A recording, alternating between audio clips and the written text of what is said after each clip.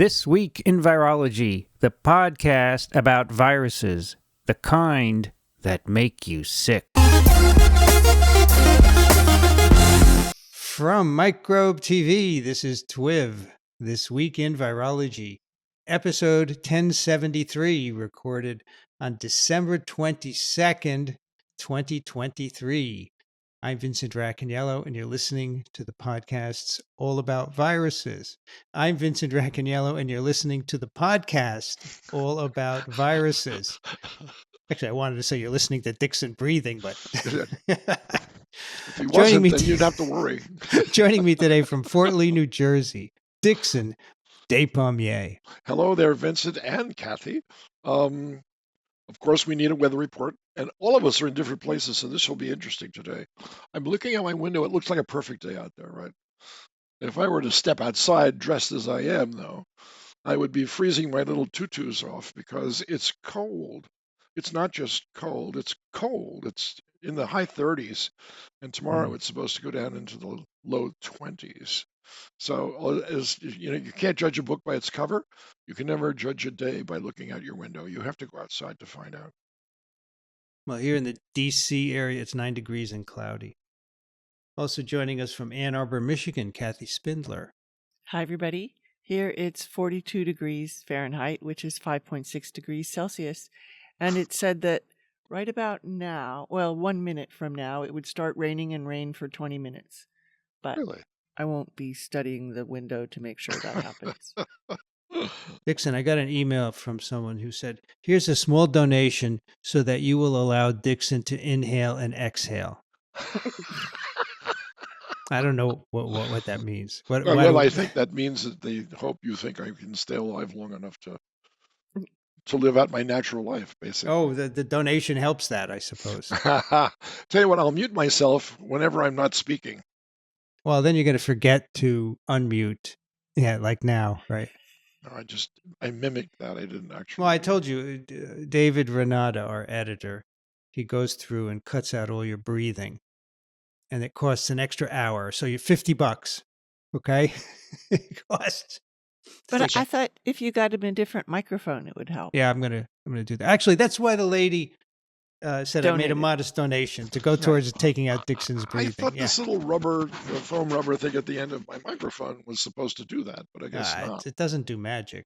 I'm going to get you a new mic, and I will actually bring it and install it. What do you think I would love you to do that. Because then you want to schmooze a little bit, right? But of course, and you can also fix my scanning device. We can. Oh, sure. How about your toilet? You need the toilet fixed? No, toilet's fine. The toilet's doing okay. I'm pretty good at toilets. Speaking of toilets, that's right. Yeah, speaking of toilets, a couple of announcements here. First of all, if you enjoy our work, please support us. It's the giving season. Now, normally I would say go to microbe.tv/contribute. However, this month, December and January, parasiteswithoutborders.com, Daniel Griffin's nonprofit, they are raising money for Microbe TV, and they will match your donation. So if you give $200, he'll give another $200 for $400. So that's a good way to let your money go longer. Parasiteswithoutborders.com, and they're also a 501(c)(3). So it's also my organization too. So it's also yours. Yeah, darn right. It was your it was my idea to found this, really. Yeah, and he thought the term Parasites Without Borders was good because it's a great term. It sort of poked a little fun at Doctors Without Borders, but they're not. They're good people. They're all good people. Well, we have on the door of the incubator, there's a sign of Microbe TV and Parasites Without Borders. We got both. And speaking of parasites, there's a fence downtown in New York that looks like a parasite, right, Dixon? You know, I can put it on the screen later in the show if you'd like. I call it Trichuris Park.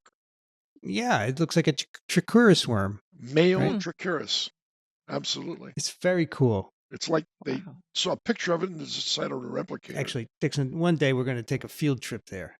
I'd love that. We're going to go with a camera person, and we're going to stand in front of it, and you're going to explicate it. And we'll bring our ivermectin with us just in case.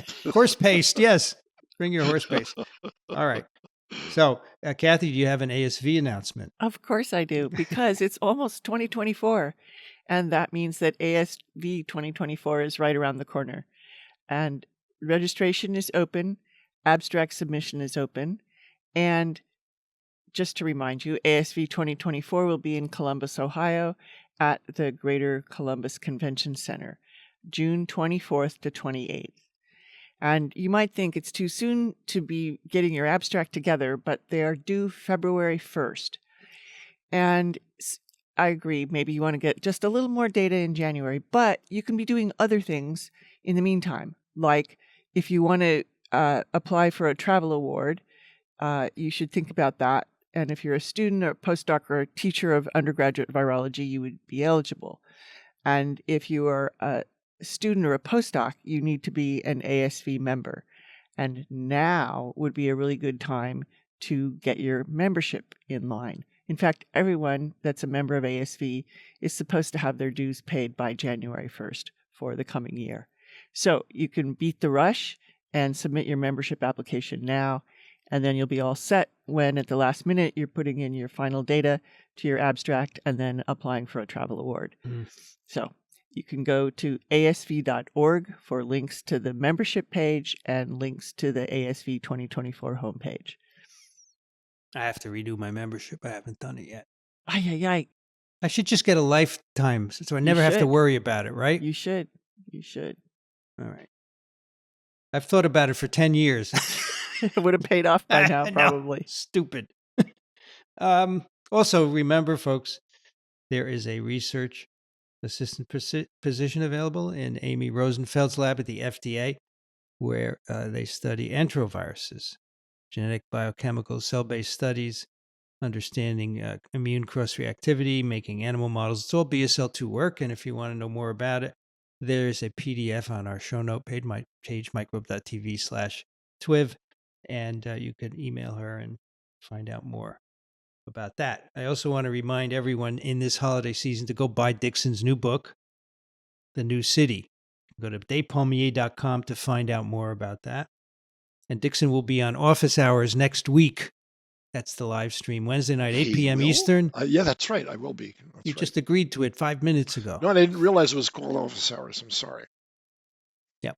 And he will talk more about the book, what it's all about, why we should make skyscrapers out of wood. Exactly.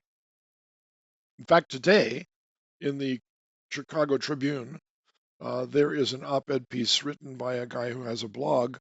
It's a fairly long op-ed piece, and it's all about a review of my book, and it's an actually very favorable review. I didn't know who he was, so I didn't solicit this myself, as some authors might do. And I don't know if you have access to the Chicago Tribune, but if you do, you can even get it online. And it's actually it's a very thorough examination of the concepts that I outline in my book. So, Dixon, you remember we went to ASTMH in Chicago, right? I do remember. So right across the street from the venue, there was the I know. Chicago Tribune building. It's a very nice building in Chicago. It is absolutely, and right around the block is the Architecture Society of America. And I blew a golden opportunity to bring them a book, but I didn't. You did blow it. You did. You did. Yeah, you said next you were time. too tired. Yeah. Maybe.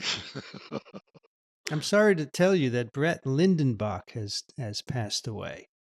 Brett was a virologist at Yale School of Medicine. He worked on flaviviruses like hepatitis C virus.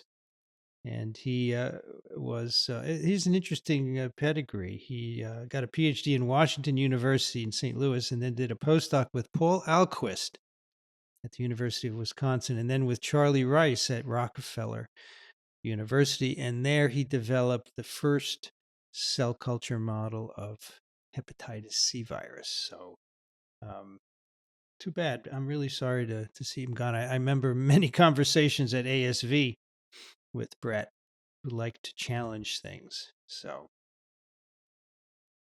you have a link in here for to the Yale website, and then there's an obituary that you can get to by going to asv.org and then go to the section called About ASV, and under that, there's a link to In Memoriam with the link to his obituary. Cool. All right. Thank you. And he was only 55. Yeah. All right. Got a couple of papers for you today. I don't know who's listening because when this drops, it's like Christmas Eve, right? But if you're looking to get away from people, put on your headphones and listen to this. We have two papers. The first is in Cell, and it's called Host Traits Shape Virome Composition and Virus Transmission in Wild Small Mammals. This comes from a number of groups in China, Fudan University, the Wuhan CDC, the Longkong CDC, in the University of Sydney, and also a laboratory in Hong Kong. And among the authors, so first authors are Yanmei Shen, Xu Zhanhu, Zhandan Lin, and Junhua Xian. And then the contact is Yong Zhen Zhang, but also here in the author list is Eddie Holmes from the University of Sydney. And Dixon, you may remember we did a TWiV with Eddie Holmes I did remember that, and it was a wonderful because it was interaction. He was really an interesting guy. so you and I were. It was 7 p.m. Yep, and for him it was 7 a.m. exactly. And that's that I'm not sure kind which of is worse. that kind of thing works for Australia. Otherwise, it's very difficult. Yeah. You're right. All right, so this is all about saying what is in wild animals and what can we learn about the viruses and how they might transmit and maybe potential threats to humans. And did you know, folks, that bats, rodents, and shrews are the most speciose mammals on Earth? Speciose. What a Isn't great word. Yeah, I love it. I love the word. I didn't know about shrews. I certainly knew about bats and rodents. Dixon, did you know about shrews being speciose? I did not. Lots of species, obviously, right? Did not. Mm-hmm. They're all over the world and they often live close to humans. So, if they have a lot of viruses, as you'll see from this paper, they do have a lot of viruses, and they could infect us with their viruses. I wonder what they mean by the word shrew. Shrewd, rather, by living next to humans, do you think? Because that's where the food source is? Or I wonder where Well, that word no, actually came Dixon, from. is a shrew shrewd? That's the question. Well, I wonder if there's so many different kinds, perhaps they are shrewd. The Taming of the Shrew. That's right. Oh, that could be a title. Taming of the shrew. There That is was a a, that was title. a Shakespearean play, right? Indeed. And all right, I'm not going to Okay, ask. I have found something quickly for you on vocabulary.com. Okay. The word shrewd is from a Middle English adjective formed from the noun shrew, S-C-H-R-E-W-E, Mm. an evil person, a villain. This Middle English noun is an earlier form of our modern English word shrew. So shrewd and shrew are related to each other. Now, whether that relates to the animal shrew is another question which this entry has not answered. Right. I don't think of shrewd people as being evil people necessarily. Well, words, as you know, Necessarily. evolve. They do. They do. I want to point out before we get too much farther into this that there's a graphical abstract for this. I'm not sure if the paper itself is open access, but I like the top part of the graphical abstract because it's going to look at 5 organs, 4 natural habitats, 3 small mammal orders. And they don't do 2 and a partridge in a pear tree, but anyway, I like that aspect of it. They kind of outline what they're going to look at. Yeah, it's cool. It's fun. Biological countdown. Yeah, so what they've done in this paper is to sample wild small mammals, bats, rodents, and shrews from 4 distinct habitats in China. And in the graphical abstract, they have those nicely laid out. We have Wufeng, Longquan, Xiangmen, and Wanzhou, which have different.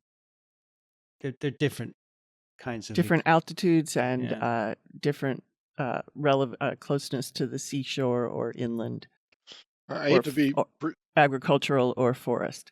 I hate to be persnickety, but I would not have opted for the word habitat in this case when they're showing large tracts of land. basically what they're showing are different ecosystems. Yes. And a habitat is a portion of an ecosystem. I think what they really meant to say was ecosystem. Well, they say these 4 sampling locations represent natural habitats in subtropical regions, 2 agricultural areas with woodland and mountain components, and 2 mountain forested areas. All right, so that's the different habitats. And then 4,336 individual animals were sampled belonging to 44 species from 3 mammalian orders: Chiroptera, Leptophylla. Ooh, can anyone say it better? I have to find it, but I tried to say it, but Eulipotyphylla. I think it's fla. Fla. But Yeah, there's no Y. And Rodentia. That I got. Yeah. So bats, shrews, and rodents. Right. Yeah. Which is all we're going to say. We're not going to say that unpronounceable word again.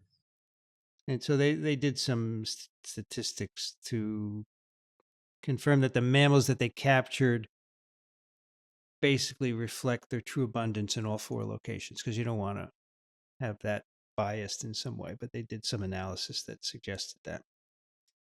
All right, so then they looked at the virome, the viruses in these animals. So they extract RNA from a variety of organs: liver, lung, kidney, spleen, and feces. They say intestinal feces, which means, yeah, they open the intestine and take out feces. And then they make RNA, and they sequence RNA directly. This is RNA-seq. And it analyzed a total of 2,443 individual mammals, getting over 14.5 billion sequence reads. A lot of sequence. So you need powerful computers to analyze it. They found over 96 members of over 96 viral families, including 669 vertebrate and invertebrate associated viruses from over 42 families that are identified and characterized, 40 families of RNA viruses, and 2 families of DNA viruses. And so I want to stop here because, well, we're probably or maybe going to get into how they identified these by isolating RNA and then identifying them as DNA viruses. But I wondered if that introduced any bias. Like, did they lose DNA viruses by the way they did it?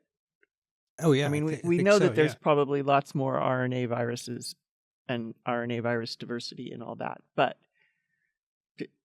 could there have been more that they didn't pick up? Oh, I'm sure if they had looked for DNA, they would have gotten more DNA viruses, right? So this is biased for sure. The only way you pick up a DNA virus is if you pick up some mRNA, right? And because Yeah, that, what they said they specifically did was look for RNA for rep genes. yeah. And I didn't delve into it very far to figure out how they defined rep genes, but I just wondered how thorough that might be. So, you can sense my DNA virus interest here coming through. So do you have a good reason for saying that you expect to find more RNA viruses than DNA viruses, even if you looked for DNA viruses? Is there an evolutionary reason for this?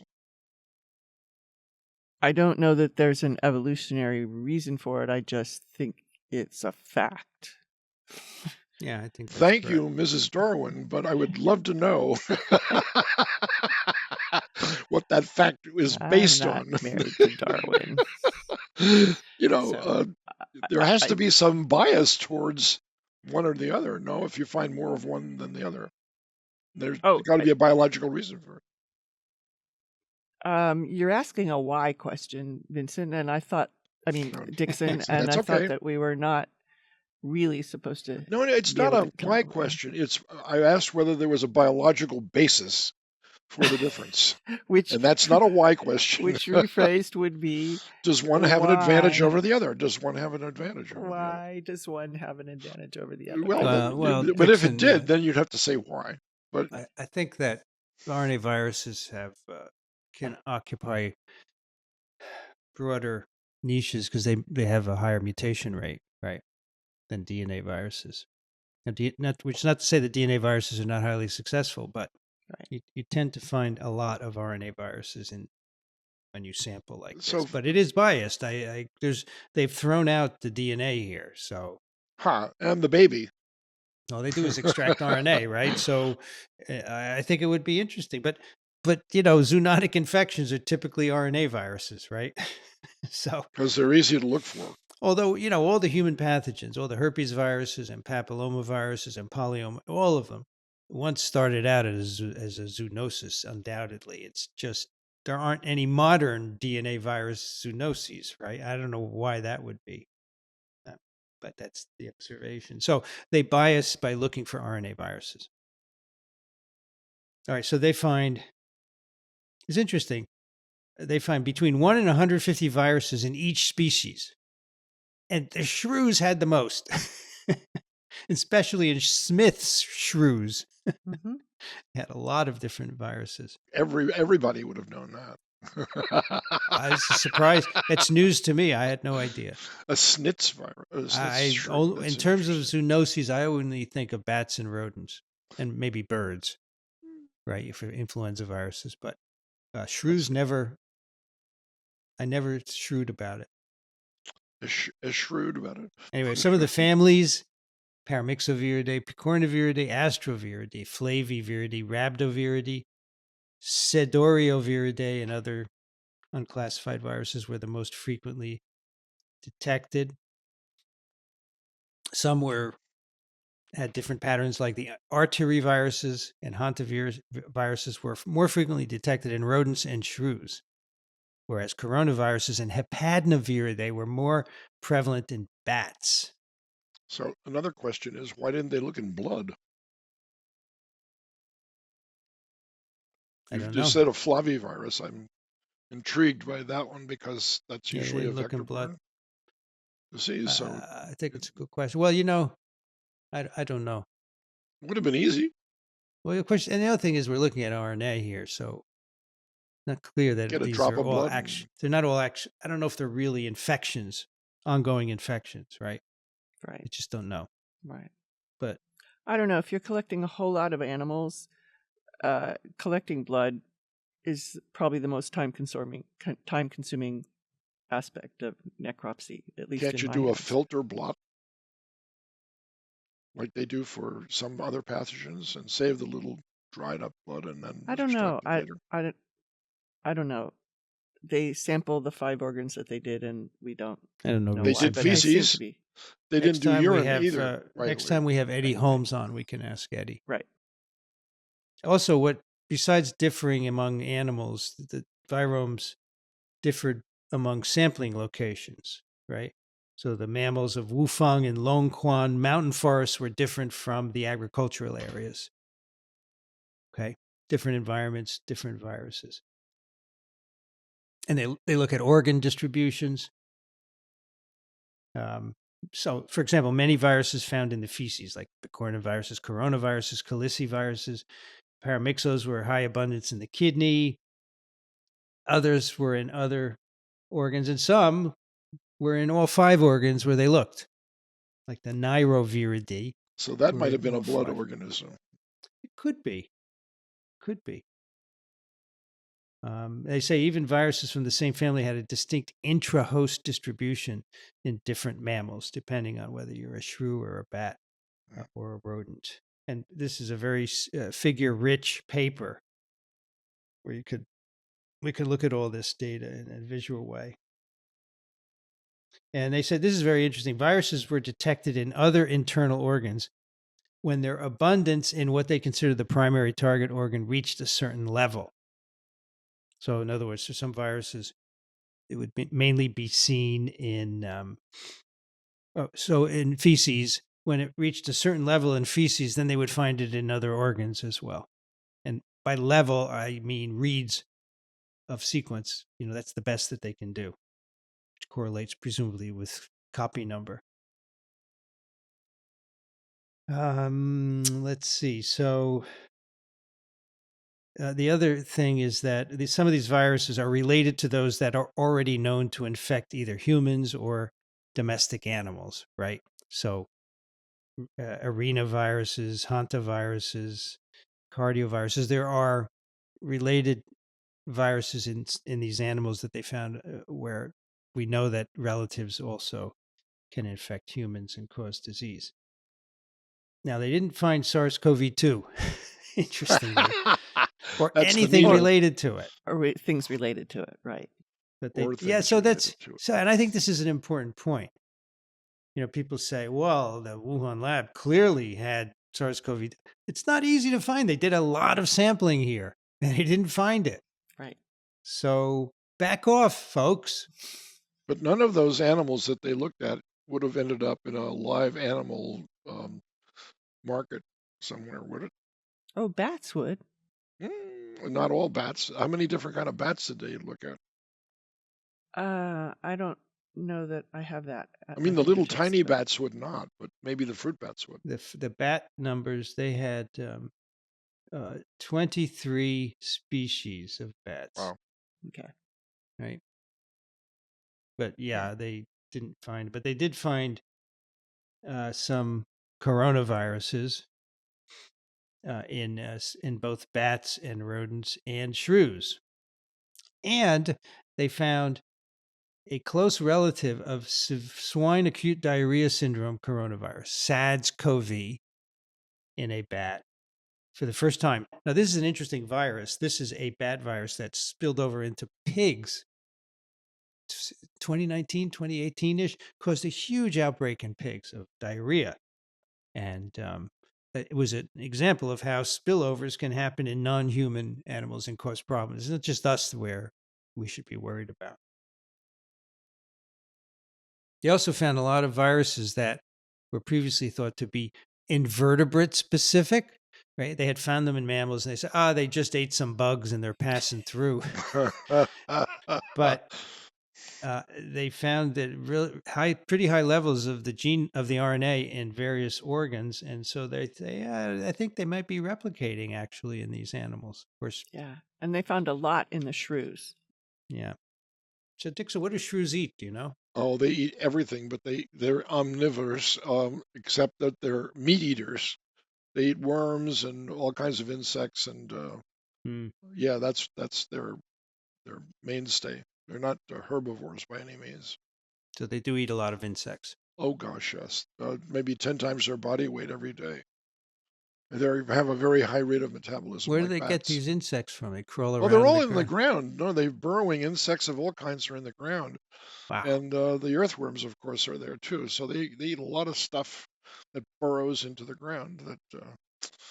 The the clue that you just mentioned, though, they thought they were eating bugs, and that's where they got them from. It's the other way. The bugs were eating them, and that's where they got them from. Well, I think Maybe. there are viruses that can probably reproduce in both, right? Well, yeah. I mean, how else would you transmit it from an insect to a mammal Yeah. otherwise? Hmm. Then, So they're promiscuous in their right. range. The other thing they looked at is transmission. So now you have genomes in these 4 different areas, and you can say, do you ever see this a very, very similar genome in multiple areas, which would suggest transmission? And they found Mm. evidence for that between mammals. 138 viruses were identified in 2 or more species of mammals. 106 viruses in 2 or more genera of mammals, 49 viruses in 2 or more families of mammals, and 18 viruses in 2 or all 3 orders of mammals. 18 viruses among all 3 orders. So Wow. suggesting transmission So among these another viruses. question I would Yeah. have is about the bats, because bats have a long flight range sometimes to go out and find food. They might roost in the mountains, but feed on the agricultural Yeah, sure. thing. So it depends on where you get these bats as to what you might find in Yeah, them, of right? course. Yeah, they can go long distances at night to find a tree somewhere that they like to feed in. Yeah, and then go back. Exactly. Yeah. Or insects of all kinds. They're Yeah. insectivorous like crazy. Did they find any actual viruses that infect humans in any of these animals? No. Just Nothing. just related to, but not close enough to be a human virus. Would No. we expect to? I think it's tough to find that because there's Like so no many. there's so many of these animals, and they're sampling a small fraction of them, so you just don't know Sure, of course. But who's. it's I mean, there remarkable that certainly they. is contact between humans and these, but I don't know how frequent it is, and Yeah, that's right. That's right. I think it's just a numbers game. It's hard. Got it.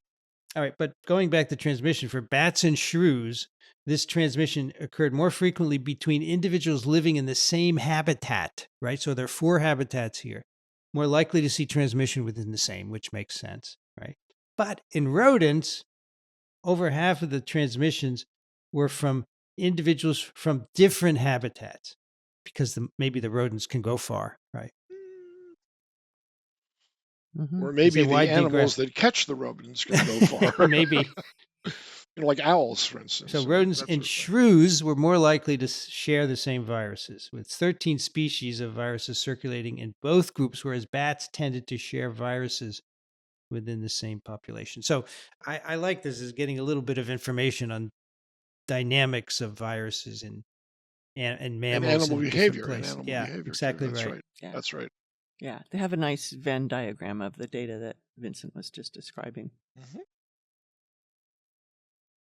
Then they also try and understand what influences the composition of the virome, the likelihood that the viruses are going to transmit among species. And for an example of that, rodents in the agricultural areas had higher virus abundance than those from mountainous regions, right?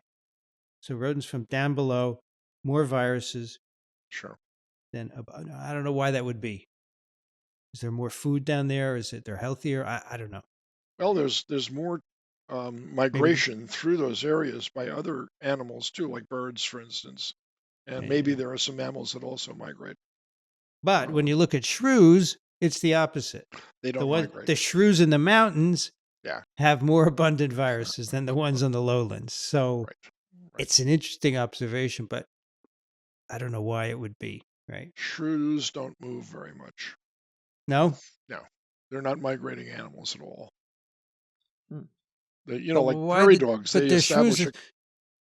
there's Go shrews in the ahead. mountains and there's shrews in the lowlands, and the ones in the mountains have more abundant viruses. Why would that be? It's the Well, opposite of maybe there rodents. is less predation in the mountains for shrews, and therefore they have more time to accumulate these viruses than the ones in farmland, for instance, that are disrupted every year by plowing and by migrating birds and by animals that also eat them. It's possible. Mm. I just don't Just know just enough speculation. about these small mammals. All right, then they asked, what would make a virus likely to jump from one species to another? And they noticed that viruses in rodents had a higher potential to jump species than viruses in bats and shrews. That doesn't answer that question, though. That's just an observation, That's right? another Yeah, why question, Kathy. yeah. So you Yeah. won't. That's a, you know, I'm I'm struggling with the fact that Vincent's audio and video are not syncing for me in this Oh, platform. I'm sorry. And so it's a very weird experience. Oh, So but the final product will be fine. that's good. Yes. Sorry. So my I just lips are won't not look. matching. Yeah, don't look. Don't look. I just It- won't watch. his It can mouth is be. ahead of his words or behind his I words. haven't figured it out. It's strange. All right. So that's basically this little paper here. It's a lot of data. It's not a little paper though. How long do you No, think it's it took him to do it? huge. It's huge. I wanted to just make one little comment Mhm. that they can't fix now, but if they had been asking me, when they do a principal coordinate analysis, which I'm not sure if that's different from principal component analysis, but anyway, it's in figure 1D. They show things with respect to whether they're in the mountains or in the agricultural areas. And they use circles for one of those and triangles for the other. And in my mind, they should have used the triangles for the mountain areas because they look like a mountain, but they didn't, and they can't fix it now. So That's a good idea though. yeah. I like it. So, in summary, what they find is this is just one of the many things I just wanted to point out. Of the animals sampled here, bats had the highest richness. What was that word? Speciose. Species Species. richness. They were Yeah. most Specios. speciose, Species. followed by rodents and shrews. But the total number of viruses in bats was more than in rodents. But bats had the highest species, followed by rodents and shrews. However, although the total number of viruses in bats was more than rodents, the average number of viruses identified for species of bats and rodents was similar. So that's the thing. Shrews had the most viruses total, and in a single species with up to 150 viruses. In a single species, they could find up to 150 viruses. Amazing, right? Yes. It is amazing. They also want to point out that this analysis underscores the fact that zoonotic spillover is not just for people. It happens among animals, among wildlife, right? It's documented here by Sure. their transmission experiments. So, and that can harm a species. For example, the pigs were harmed by SADS coronavirus spillover. But you can imagine that things happen to species in the wild we never know about because we're not studying them, right? And Nipah virus, too. What about it? There was a spillover from bats into pigs, right? And then from pigs into people. That's right. Yeah, the pigs got sick. They got very sick. Yeah. That's why they rushed them off the market. They had to be culled. No, they were culled. That's after a while That's when the way you someone stop the forced them to do it. infection, right? Yeah. Usually they Viruses want in to sell you. rodents. Sorry, go ahead. What? No, I was just going to say when a farmer who invests so much time and effort in feeding and and watering and taking care of their livestock gets a sick animal or a bunch of sick animals, the first instinct is to try to sell them before they die. And there are now laws against it, and that's why there are laws against it, Mm-hmm. because it was a common practice in the early days of animal husbandry. But now they keep the pigs indoors so they don't have this bat contamination problem. That's right. They've got The, other problems, but they don't have that yeah, one. the piggeries used to be outdoors That's in right. Malaysia, That's right. and that's not a good idea. Not a good idea. I In fact, like I the think word piggery too. a piggery. That's right. Take thee to a piggery. So, Vincent, they talk a lot about Chuviruses viruses. They were of Yeah. most note due to their high prevalence in mammals, wide distribution within the host, and divergent positions in the phylogenetic tree, suggesting they may have a long evolutionary history in mammals. I have never heard of Chuviruses viruses before. Have you? No, chew virus. Nope, not at all. Or Chew. Oh yeah, you're right. It's not Chuviruses. Chew It's Chew virus. viruses. Yeah.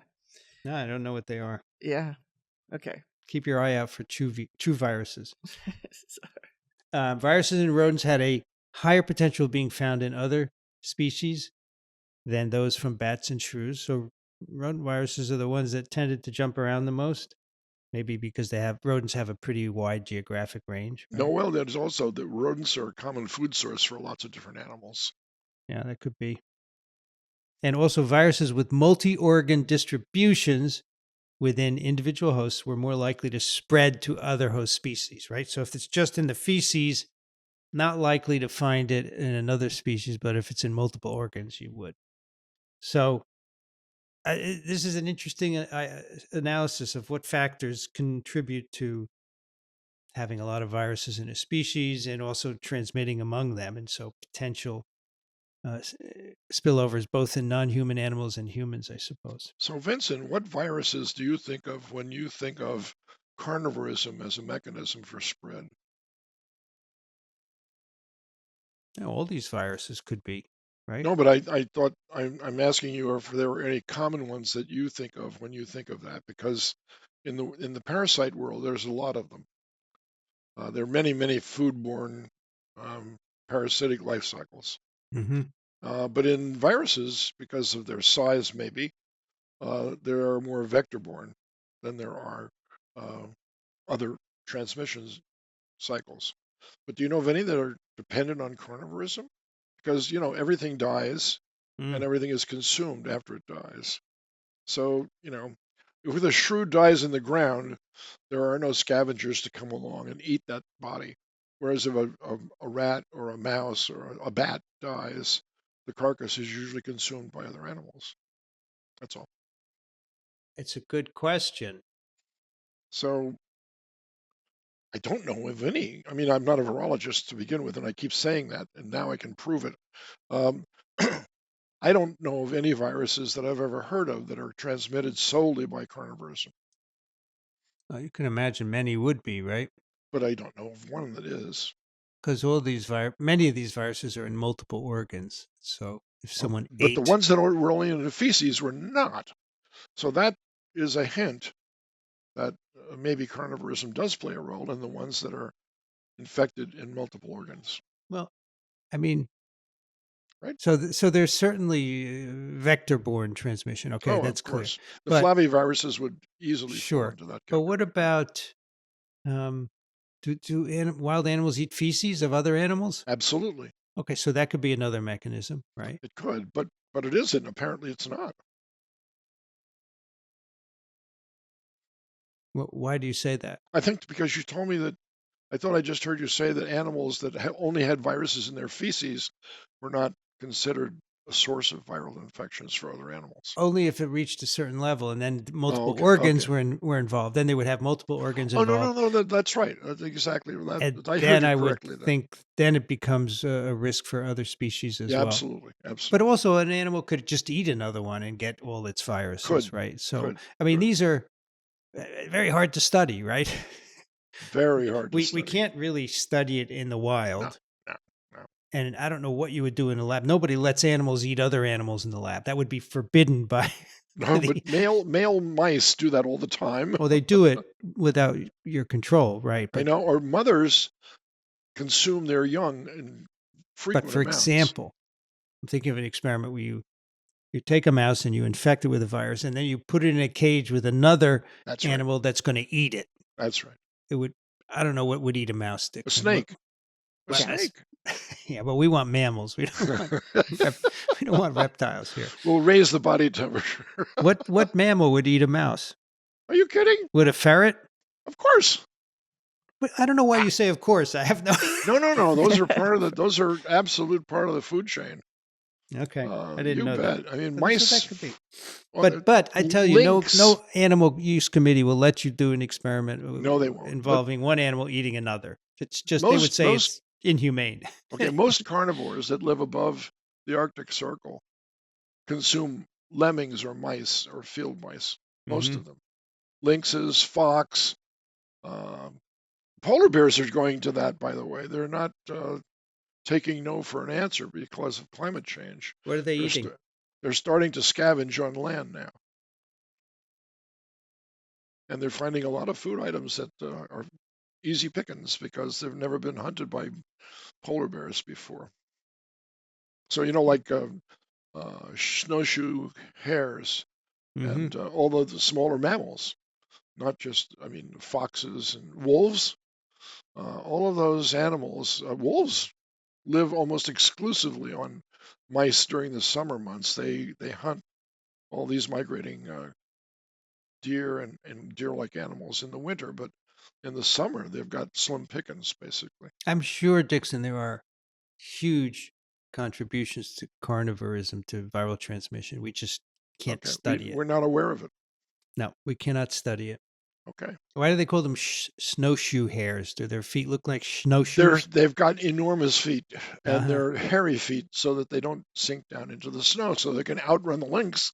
It's busy capturing its fair share, and baby snowshoe rabbits are fair game for owls as well. So. So the rabbit invented the snowshoe before we did. Well, if you look at the feet of a polar bear, they're very similar to the snowshoe rabbit. So that you would say this is biological mimicry. Or no, it's biological selection for the habitat that they live in. No, for when humans make a Oh, I see what you mean. Yeah. product, it's biological I mimicry. think probably the Native Americans, the first peoples, as they would call Who was the themselves. lady who wrote the book about biomimicry?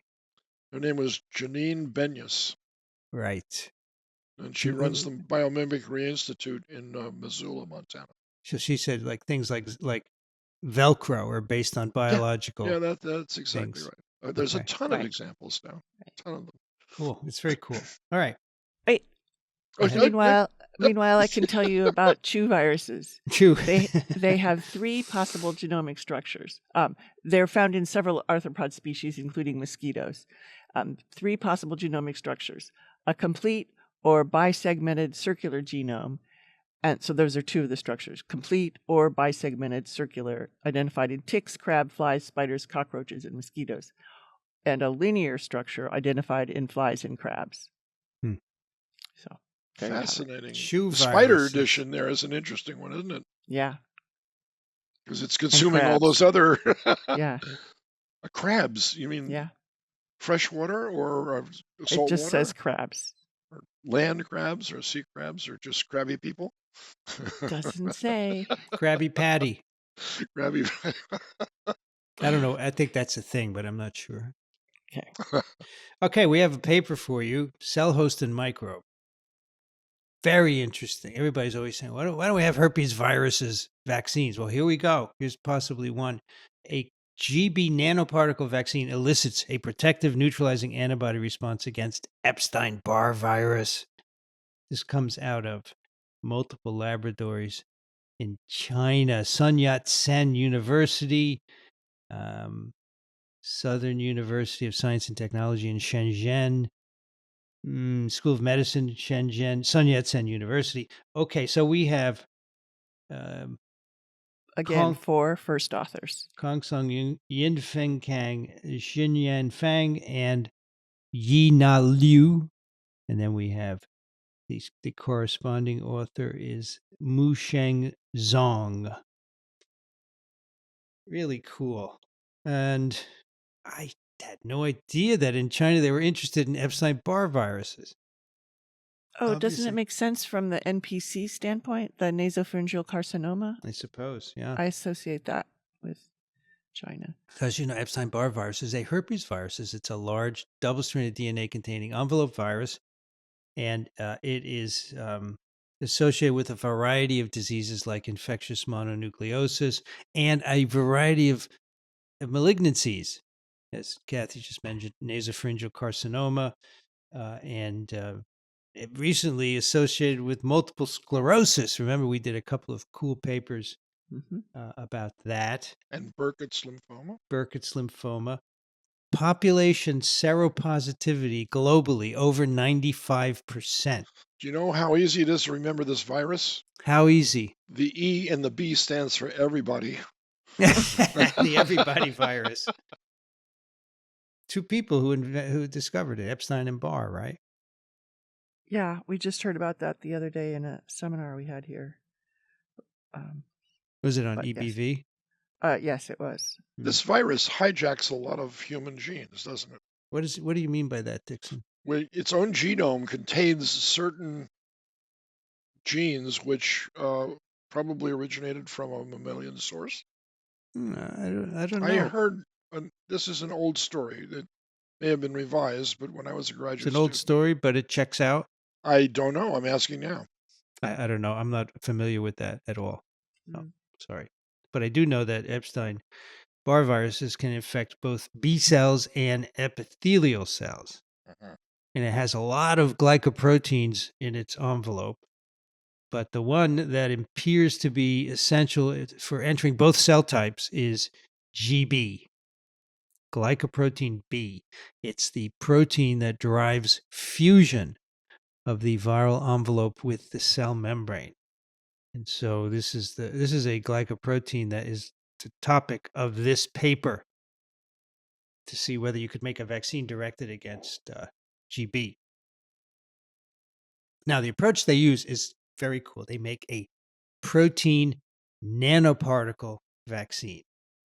So they take the coding region for the glycoprotein and they fuse it to a protein that basically is going to assemble a multimeric nanoparticle. But think of a virus capsid, right? An icosahedral capsid. The protein that they use from E. coli is able to form these nanoparticles. And when you have the glycoprotein attached to it, now you have a small particle with lots of glycoprotein sticking out and kind of looks like a virus particle, right? And so they design this computationally, and that's the immunogen that they're going to use here. And the idea is that it might be better than just GB protein alone, right? Because there are multiple copies of the GP in this nanoparticle. It's an approach that's been being tested in other systems as well. It looks very, very promising. So can you just clarify how they knew to go for this protein rather than any other protein? They didn't discover GB, did they? No, many people have worked on it.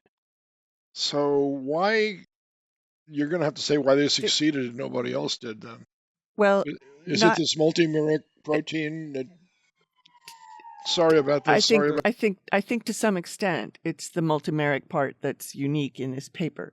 The GB aspect of it, as Vincent said, is because of the various glycoproteins on the virus surface.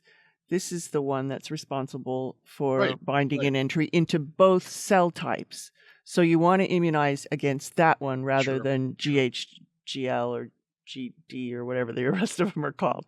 So that's why they chose GB. And I think the success of this paper is in part because of this nanoparticle design and a Okay, surprising fact, which we'll probably get to at some point. okay, because there's a parallel um, thought process. I wouldn't say it's the same data, but it's the same process of thinking to cram as much of the epitope onto the smallest particle as you can possibly do in order to give the host the best chance at responding. This new malaria vaccine, the R21 vaccine, succeeded simply because of that logic. The original protein constructs didn't work. They had to cram it onto the surface of a Mm. virus-like particle in order for it to work effectively. So essentially, they computationally designed this nanoparticle to be able to accommodate the most numbers of glycoproteins, GB proteins. Um, they have a few candidates that they then make in E. coli and compare and see if they're stable and so forth. And they even solve structures of some of these nanoparticles by cryo-EM to make sure that the structure is similar to that of GB. They look at the stability of this protein, um, thermostability, and all these properties look good. They also ask whether it would react, whether these nanoparticles react with known antibodies against the glycoprotein, and they find that in fact it does, and it looks like the GB is not structurally altered in any way that would compromise interaction um, with these antibodies. They look at different storage conditions, right? Room temperature, minus 84 degrees to see if any of this changes, and none of it changes the antigenicity. And so they conclude that they're always comparing it to GB alone, right? So it's GB Mhm. nanoparticle versus GB. And they say the nanoparticle achieved higher structural stability without sacrificing antigenicity, good stability under thermal and chemical stress, convenience for long term storage. So they say it looks good. Let's test it as a potential vaccine. So the physical properties of this glycoprotein GB nanoparticle look really good. So then they do a series of immunization experiments. They compare the nanoparticle with GB alone because that you want to see if the nanoparticle is much better, right? Ultimately, they're going to use 3 different animal models, and the first one is mice, Right. and then they use non-human primates, and then they used humanized mice. And Mm-hmm. also in these experiments, they're going to use these nanoparticles with different valencies of the GB on them, and so they call them GB nanoparticle 33%, 67%, or 100%. And then they also have the empty nanoparticle. Right. And then they also use an adjuvant Mm-hmm. for the nanoparticles. It's called MF59, an oil in emulsion adjuvant, or another one, which is a aluminum hydroxide adjuvant. So 3-dose immunization, 0, 3, 8 weeks, they immunize mice, collect serum, and then they look at the titer of antibodies against GB. And they notice that with more copies of the GB on the nanoparticle, they get higher and higher antibody titers. I guess not surprising. And that was made even better with adjuvant. They then took 2 different cell lines. They have a B cell line and an nasopharyngeal carcinoma epithelial line to see how these antibodies can neutralize viral infection of those cell lines. And the antibodies, similar neutralization activity was found between the 2 cell lines, and GB nanoparticles were always better than GB alone. So that's neutralization in cell culture. They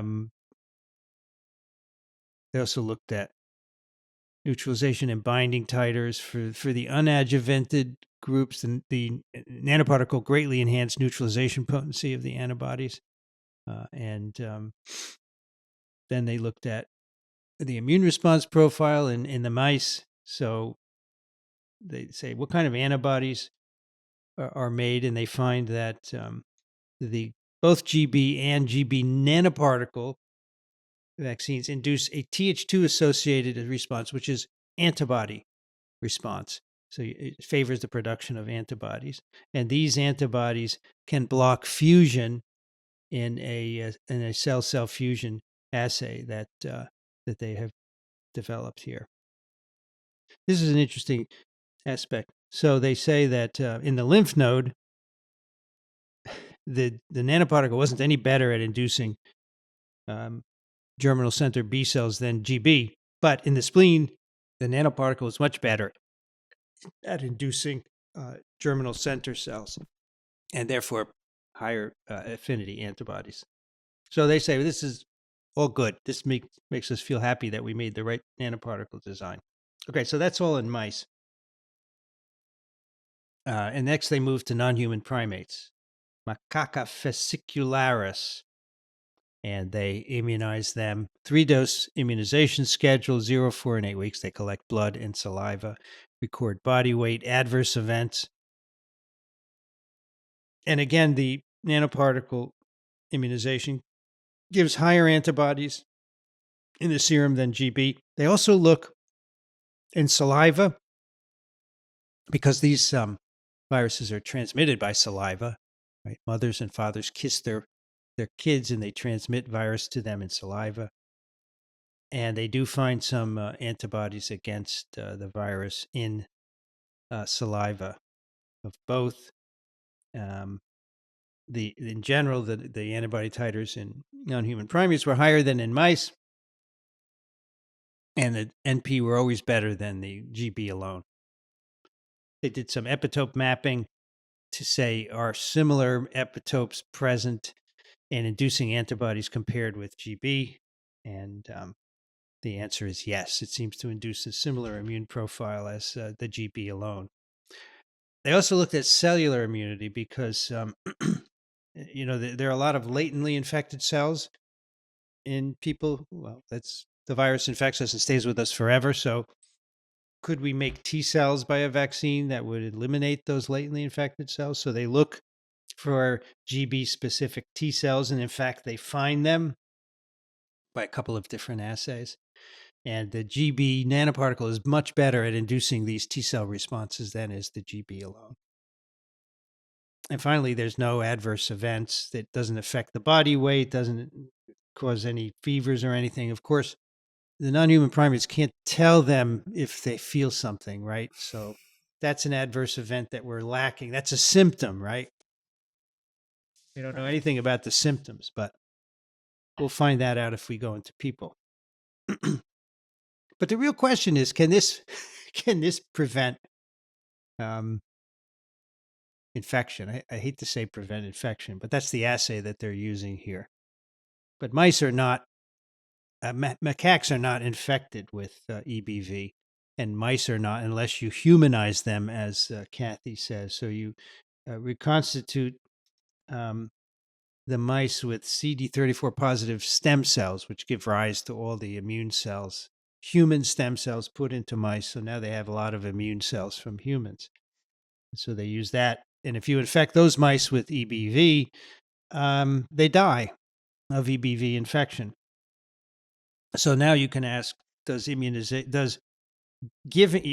don't immunize them, but what you do is you give them serum from the non-human primates who have been immunized, and you ask, does that protect them against death? And the answer is yes. No weight loss, no death observed in the group of mice that got serum from the non-human primates who were immunized with GBNP. But Right. So, So it's a passive immunization that yeah, you're giving them in right. this assay. So, Vincent, why can't you say, does it block transmission rather than infection? So, isn't that a better way to look at it? well, this isn't the transmission model, right? So they're not doing Understood. transmission But experiments. you'd love to know that, though, wouldn't you? I doubt it would block transmission, right? Right. Right. Because maybe a month after you gave the vaccine, it would, but eventually the antibody levels are going to drop. And so you depend on a memory response to protect you against disease. So, if you So had the a, real question, this is a good question, is that you're going to get some infection. It's never going to be a sterilizing vaccine. So is that enough to prevent establishment of latency, yeah, right? Because once you establish latency latency, what I don't know what the point of the vaccine is. And maybe that could dampen right, transmission. I just don't know. right. But that's the problem with an HIV vaccine, right? You have about a 2-week window. After you're infected, you have a 2-week window. Within 2 weeks, the latent reservoir is established. And if you don't block infection within those 2 weeks, you're done. And that's why Right. it's very hard to make an HIV vaccine. I think it's a similar situation here. But So with EV virus though, if you had a cage of mice, a large cage with 10 mice in the cage, and you took one out and infected it with EB virus, and then 2 days later you threw it into the cage, would all the other mice become I, infected? you could try that. I don't know that they shed virus even, right? I'm not really familiar with this humanized model. It may be that they Right. don't shed virus. They may die, but they may not shed it. I don't know. Got But it. yeah, that's the kind of thing you would like to know. Yeah, you would. And I would like And to know, if you immunize the mice and then wait 6 months and then challenge them, what do right, you get? right, Right? Do right. you may save their life, but they may still have latent infection. I Exactly. just don't know. Exactly. And And yet, maybe, what happens periodically in humans, the virus is latent, then it gets reactivated and you can have periods of disease, right? So maybe if Mhm. you're vaccinated, the vaccine will prevent disease from occurring. It won't prevent right. replication, but I don't know. These are all things that have to be sorted out. It's a good But question. you're also exposed, maybe if you're a little baby, nightly to the virus. So let's Hmm. say you gave this vaccine to a 6-month-old kid. Uh, they would be boosted every time they encountered the virus from that point on, wouldn't they? I would think so. Yeah. Potentially, yeah. Yeah. I'm not sure that babies are the target audience because I think most infection occurs later in life. I I, thought, I'm not don't you sure. acquire this at birth? You can, sure, but a lot of kids end up in college seronegative and Really? then they start kissing and they get infected, right? That's why they call it kissing This is disease. not Right. mononucleosis, Yeah, or it's is it? a virus that can It's cause mononucleosis. yes, Yeah. Okay, okay, yes. okay, okay, And okay. and remember they have in the study on the MS, they had a certain population of military recruits that were Right, negative right. for We do EBV. remember. Yeah, Exactly. So remember that. And they so could it watch them get positive over their So it's time not in the army. everybody's virus then. No, but adults are 95% seropositive. So the question is, when do you immunize people? I don't know the answer to that. I'm not sure it's as a baby. It may And then be how as long does it last? I think that's the point. yeah, I don't know.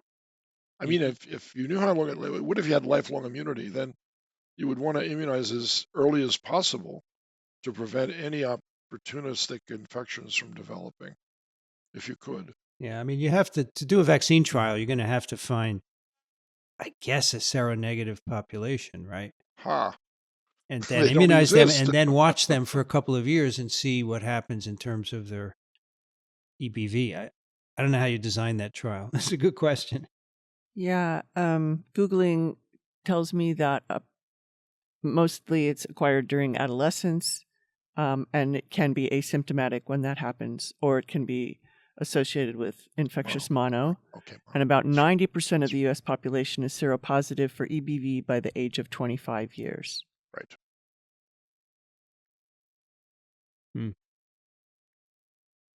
Anyway, those are all interesting questions. And assuming that this vaccine goes forward, I mean, it has 3 animal models here. So you could now propose to go into people for a safety study, right? Right. Right. How long? I don't have access to the full article, I'm sorry to say. So how long after they immunize did they wait to infect in the last group of mice that were humanized? Like months, a year? No, they did less. They give them sera. Oh, that's right. It's Sirius passive transfer. They inject them. Wait 24 hours, and then they inject them with virus. They actually intravenously inject the mice with virus. Oh, that's too soon. So But that's to check out the protection from the yeah. antibody. So there's a lot of antibodies still around. So we don't know how long the vaccine lasts. No, because we they don't know. didn't do a vaccination test. That's right. No. That's right. But I hope they will. I mean, the mice. Seems to me that couldn't you immunize the mice and then challenge them? Heck yes. These humanized mice, I would think so, Sure. right? Absolutely. Seems like. I don't know why they didn't do that. But by the way, they also see some evidence for cell transformation in these mice, right? So Epstein-Barr virus is an oncogenic virus, and they don't see that in the mice that are given the sera from the non-human primates, the nanoparticle sera. So it looks like it's even preventing establishment of transformed foci of cells, which is good. So in the discussion, they do kind of a nice summary of the things that they found, and they point out that studies on GB, meaning GB alone, have provided encouraging evidence for its ability to elicit neutralizing antibodies, but it's been sort of limited immunogenicity, and so that has been part of the reason why they've gone to this nanoparticle design. Another thing that they mentioned, which I hadn't picked up in the course of reading through the paper, was that they clarified that the structure of GB on the nanoparticle is in the post-fusion state, and that was previously considered to be an unfavorable conformation during antigen design. And it also, kind of goes against what we've learned for several things, most notably SARS-CoV-2, but others. And so they talk about the fact that it turns out that there's now increasing evidence that this post-fusion conformation is the dominant conformation on the viral membrane before fusion. So that's very interesting. Yeah, it's very different.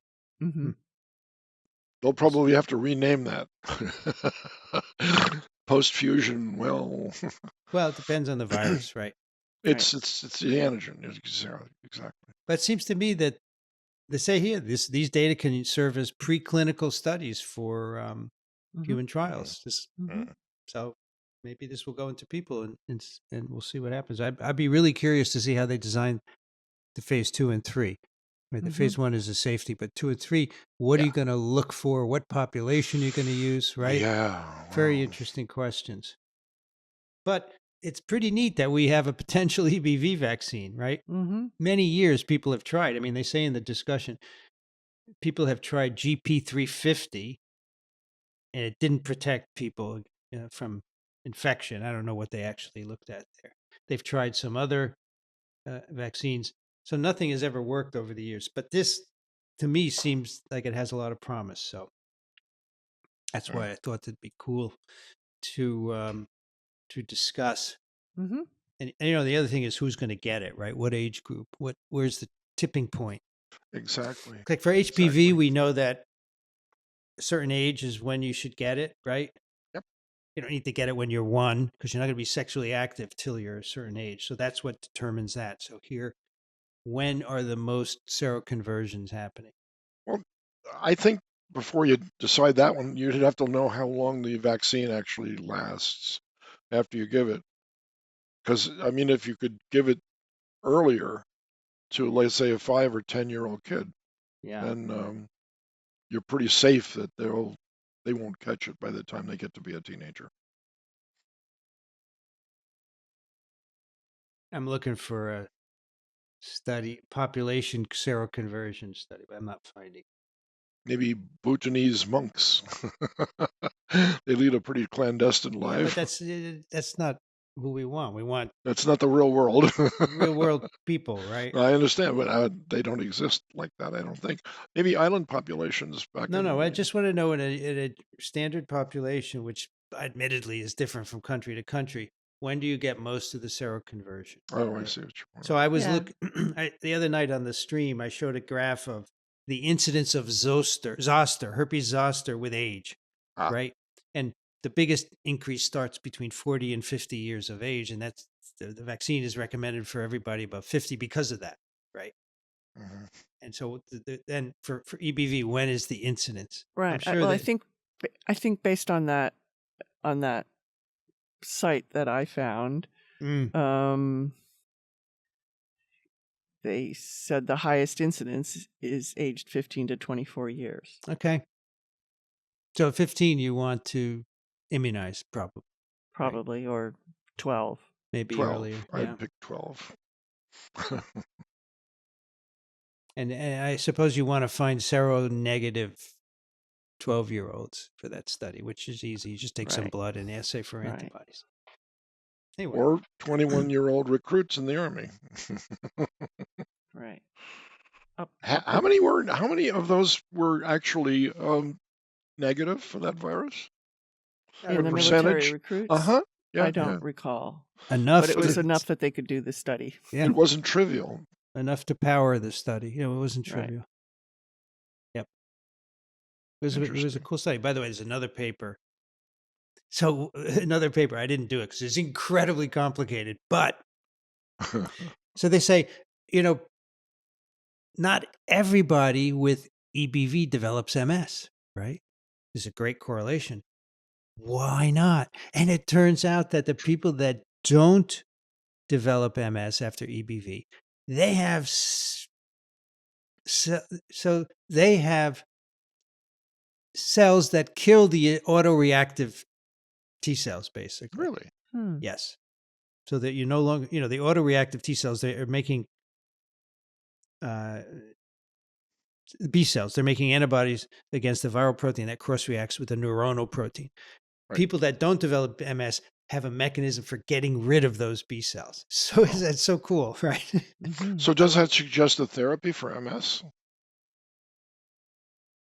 Yeah, I think Yeah. it does. If you can target those B cells, right? If you had a monoclonal antibody that I mean, certainly you can get rid of all B cells, right? There's therapies for that already, but that's associated with a lot of issues. So if you could target the yeah, B cells making antibodies against this yeah, epitope, that yeah, would be yeah, very yeah, cool. I don't yeah, see it why would not. be. Yeah. It would be. Okay. Very Wow, exciting stuff, folks. I'll Mm-hmm. say. And just think, most of you are not listening because it's the holidays and you're not going to learn this. And you don't know that you're missing it. It's all the things you don't know that you don't know, right? Right.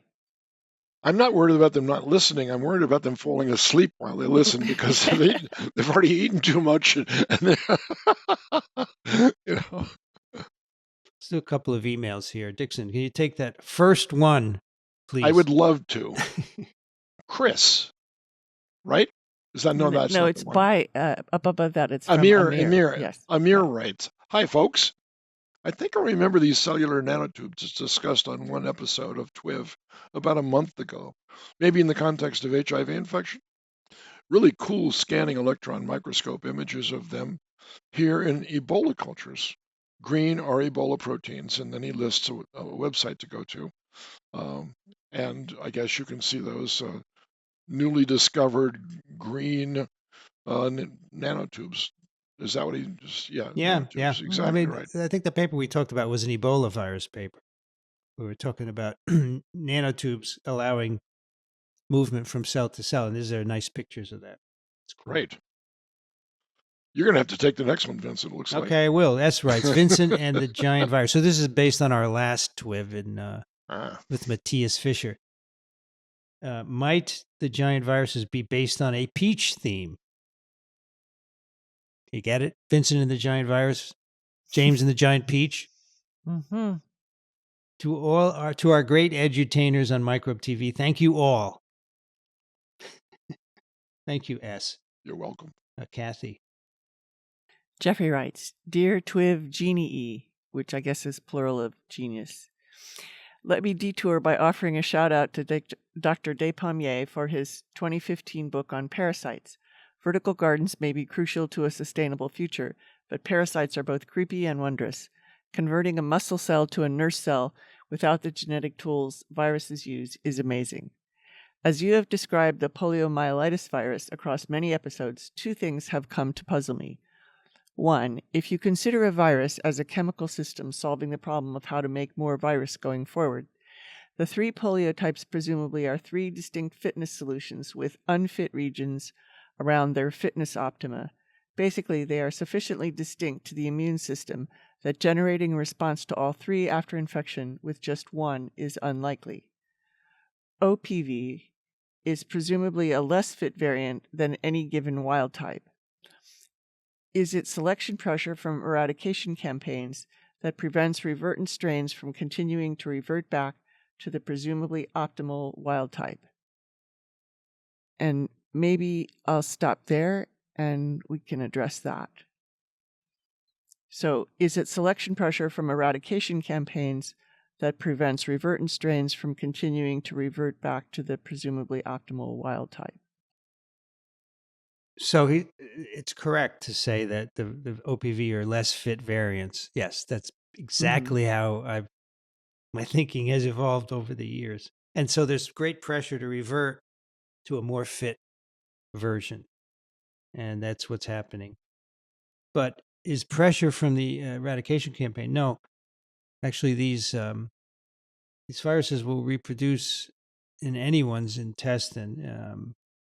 They can reproduce in people who got IPV, but if you've got an OPV, if it's long enough ago, months ago, they will still reproduce in you, and that so there's no pressure from eradication to prevent reversion. As long as it replicates in someone's intestine, it will revert. So Okay. And then part two, there was some discussion recently about giving OPV after IPV, but it was unclear whether that was a public health cost control idea.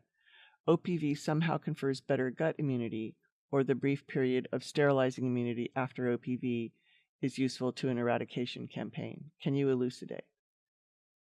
so the reason for giving IPV then followed by OPV is to prevent vaccine-associated paralysis caused by OPV. If you get IPV first, you get a little bit of immunity that will prevent that. That's the only reason. But it's expensive, and it will not be universally adopted. That could be the solution to using OPV globally, but it will not be universally adopted because of its expense. So that's why you would use it, but we're not. It's not happening. And the reason you would have to consider giving anything after IPV is that there's oral polio still going to be circulating, right? Is that Yeah, the idea would be that OPV would give you some intestinal immunity that could limit transmission. But again, after so many months, even people who have been immunized with OPV, they can still have virus reproduce in their intestines because the okay? antibody responses do Yeah. contract. So I like the fact that Jeffrey has one of his quotes down below my slide: "Primates exaggerate and ferrets are not human." I like that. Yeah. All right, Dixon. Bill writes, Dear Twivers, I know that you pride yourselves on being listener supported.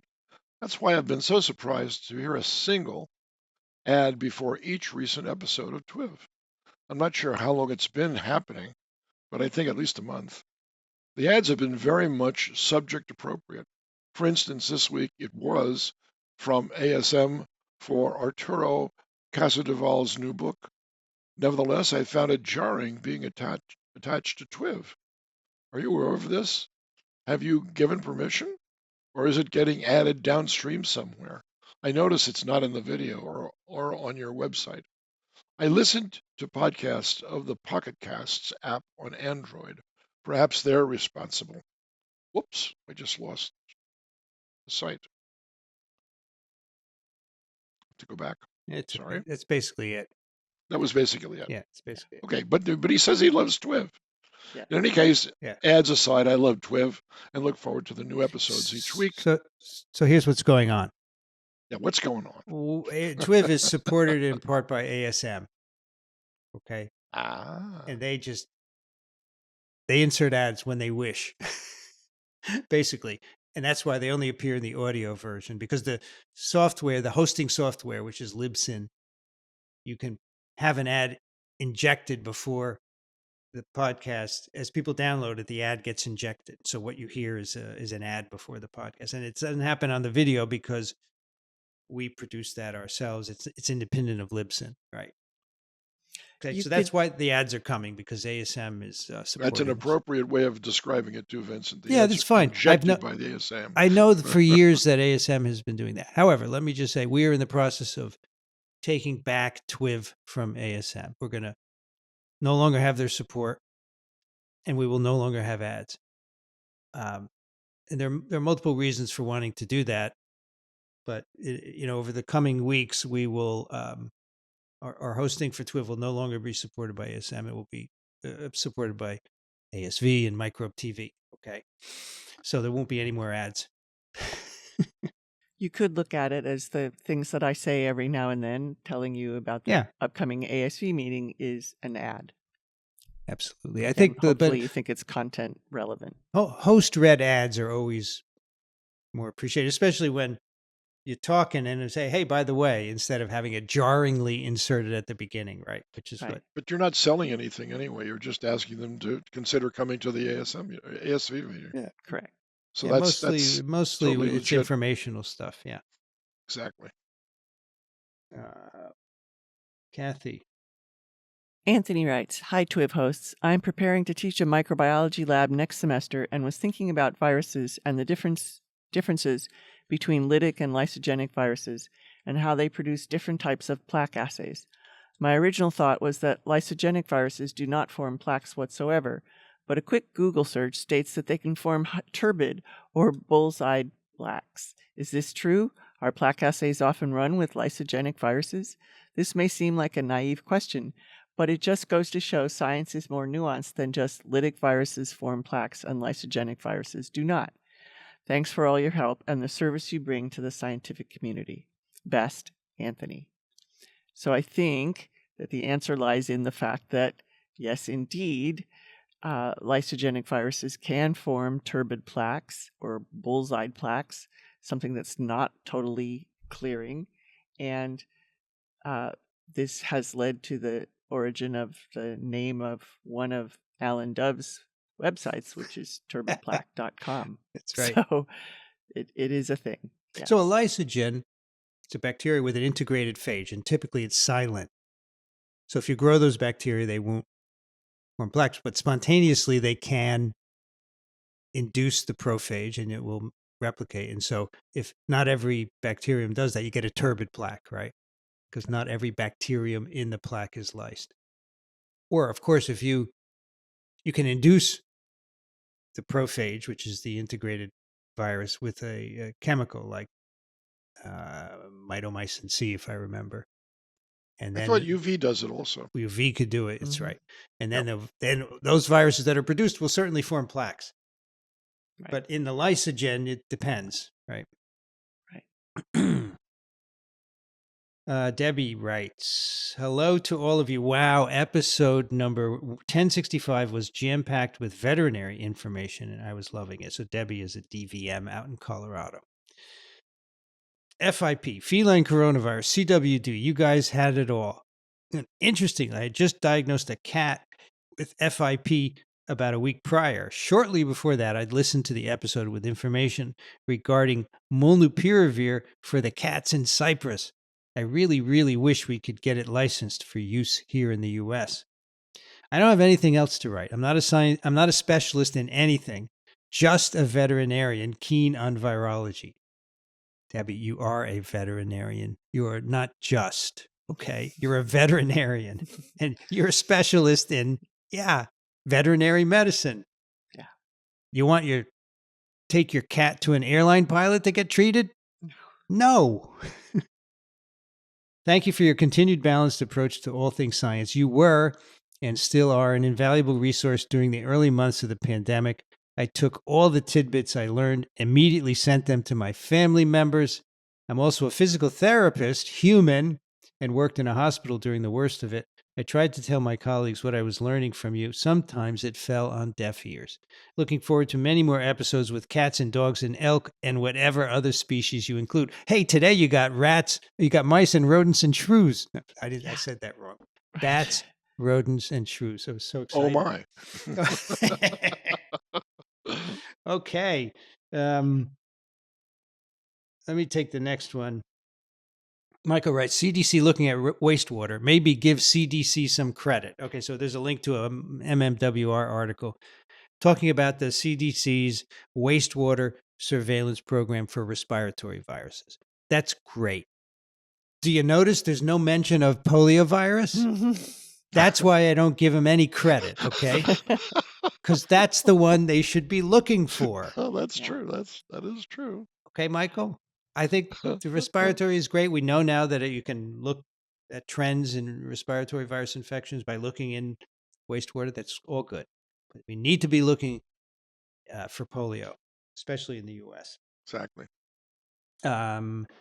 Dixon, do that last one, please. Bob writes, just in case you see a small blip in downloads for some of your 2020 episodes, I recorded a podcast about pandemic science fiction with Heath Heasley of the Hugos. Their podcast, the Hugo Award, is sort of the Oscars of science fiction, and Seth's podcast was nominated for one last year. In it, we talked about the pandemic fiction and how it might change after COVID. I mentioned, oh, damn it, this thing keeps flipping out. Oh, you Excuse can't me. curse on TWiV, Dixon. Sorry? Never, just kidding. You'll have to block me. That's all. Let me scroll down again. In it, we talk about pandemic fiction and how it might change after COVID. I mentioned a recurring trope where the first hints of the soon-to-be disastrous disease are mentioned. Usually it's buried deep in a newspaper. I cite it as a real-life example in COVID. Your first discussion of COVID in early January of 2020, and Seth liked it enough to include links to them in the show notes. I hope I did not make any technical mistakes, but I'm sure I did somewhere. Below list, Salmon's book was the one science fiction book we covered. Thanks for all you do. I continue to listen, Bob. And he gives a link to the Hugos.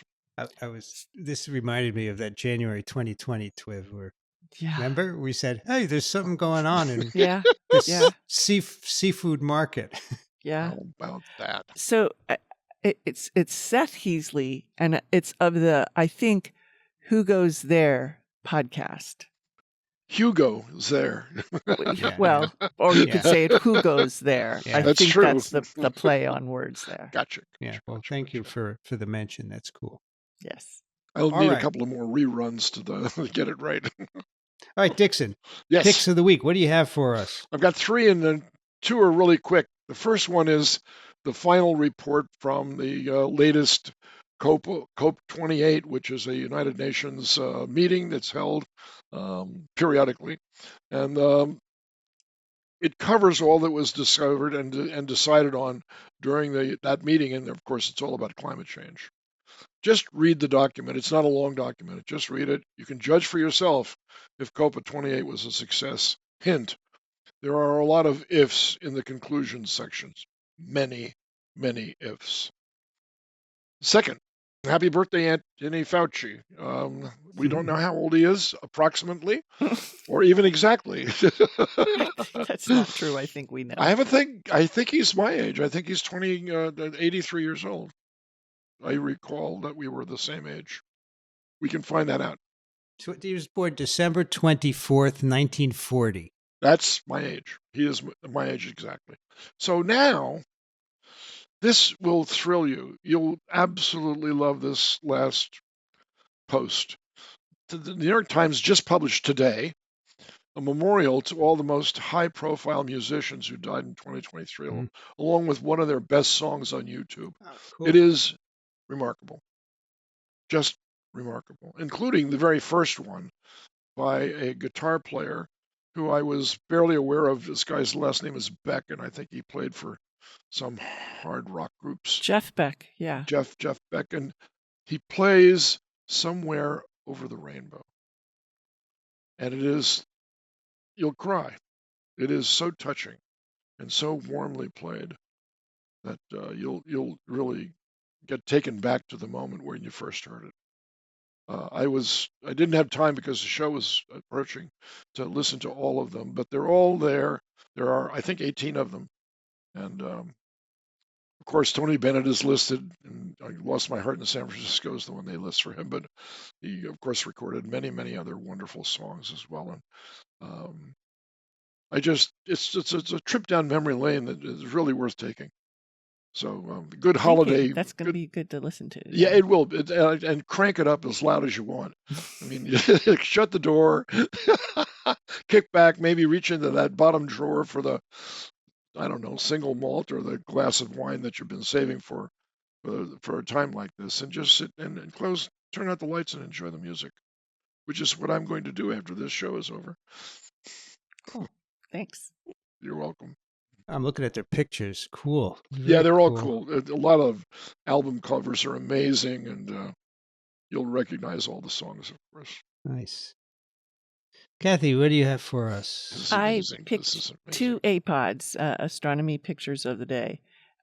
One is about the winter solstice, which was yesterday in our hemisphere, and it's called 183 Days in the Sun. And the cool thing about it is that it's a whole series of photographs that were made with what's called a solar graph.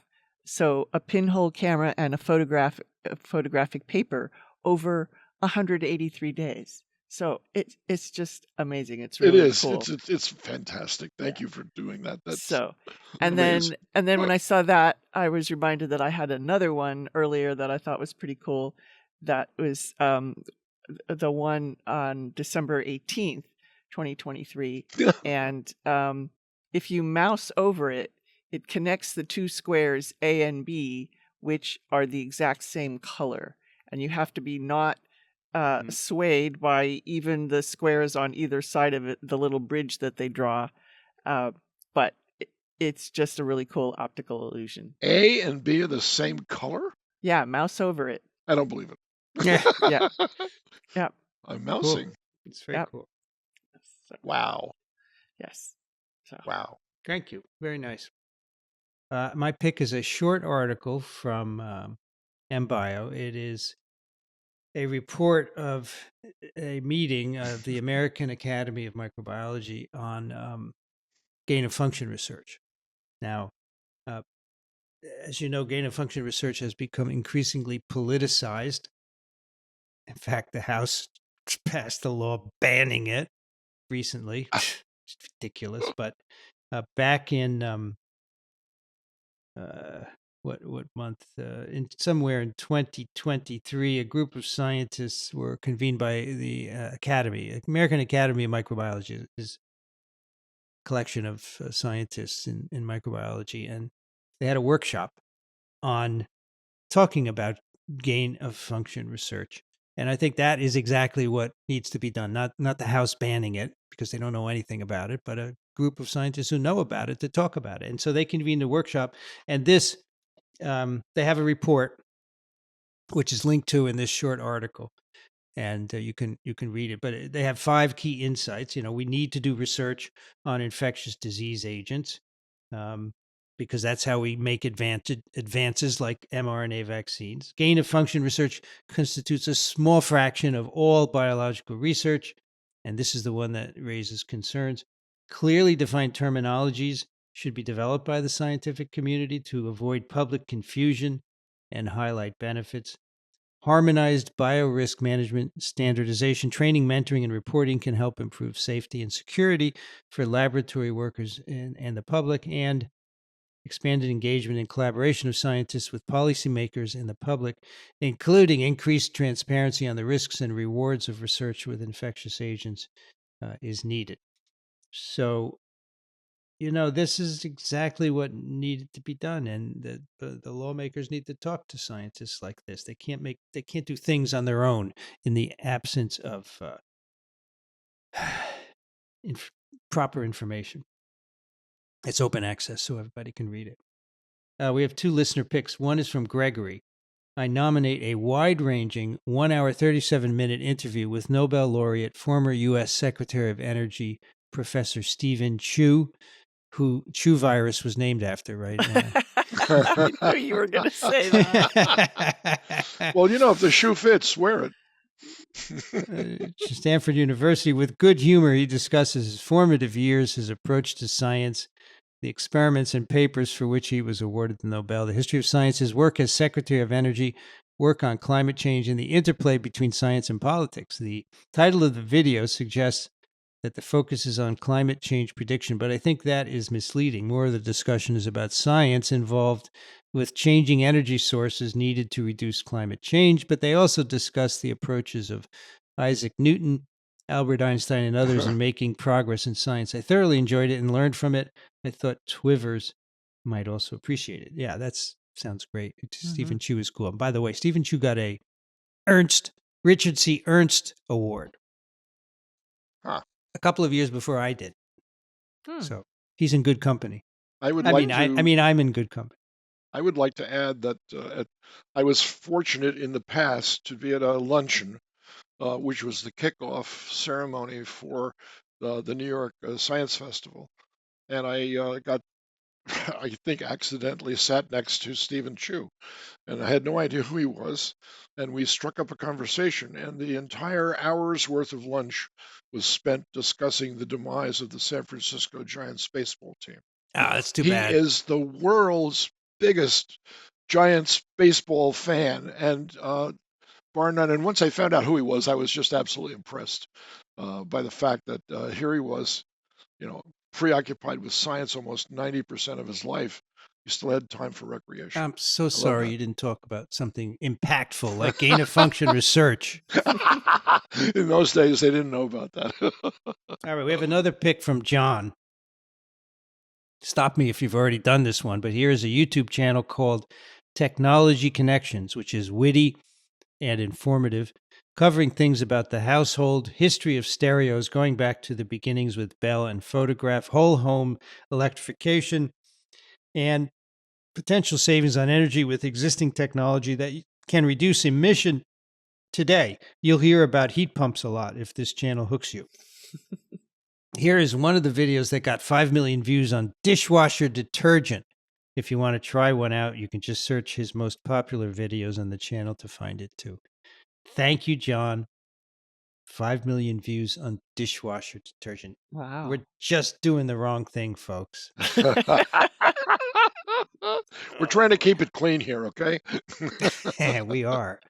And here is TWiV. That is TWiV 1073. You can find the show notes at microbe.tv/TWiV. You can send comments, questions, picks of the week to TWiV at microbe.tv. And if you enjoy our work, go over to microbe.tv/contribute. Dixon Despommier is at Racaniello.org, thelivingliver.org.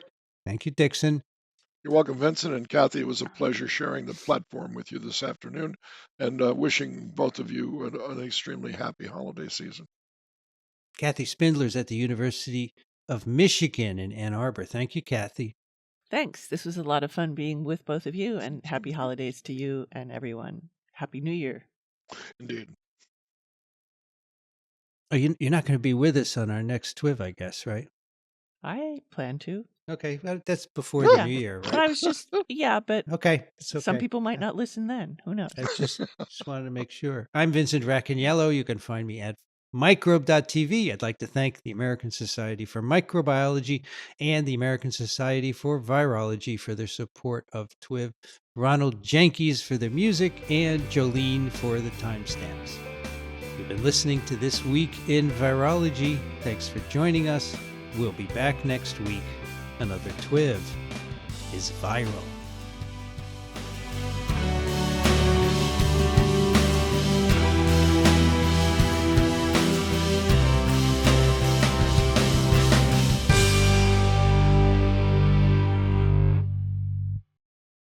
Dixon's breathing away. That's what I do. I mean, mammals do that.